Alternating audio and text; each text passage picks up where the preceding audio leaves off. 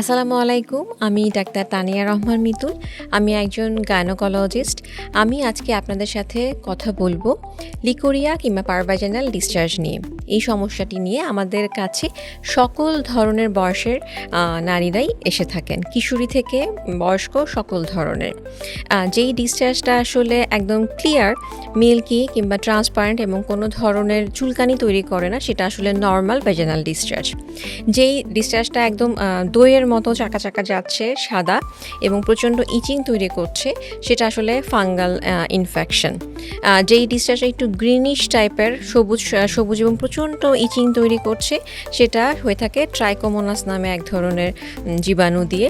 আবার কিছু কিছু আছে গ্রেইশ, একদম ধূসর টাইপের একটা ডিসচার্জ এবং প্রচণ্ড চুলকানি তৈরি করে, সেটা ব্যাকটেরিয়াল ভ্যাজাইনোসিস আমরা বলে থাকি।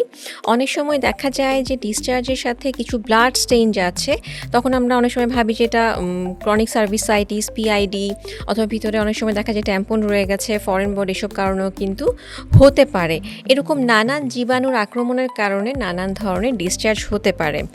আমরা প্যাপসমেয়ার ডিসচার্জ নিয়ে কালচার সেন্সিটিভিটি, কল্পোস্কোপি এসব পরীক্ষার মাধ্যমে কখনো ডিএনএ দেখে কিন্তু আমরা বুঝতে পারি কোন ধরনের জীবাণু দিয়ে আসলে সমস্যাটা তৈরি হয়েছে, এবং এর কিন্তু সঠিক যেই চিকিৎসা, মেডিসিন, অ্যান্টিবায়োটিক ব্যবহারের মাধ্যমে সমাধান করা সম্ভব।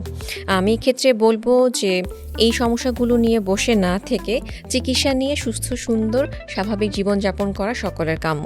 ধন্যবাদ।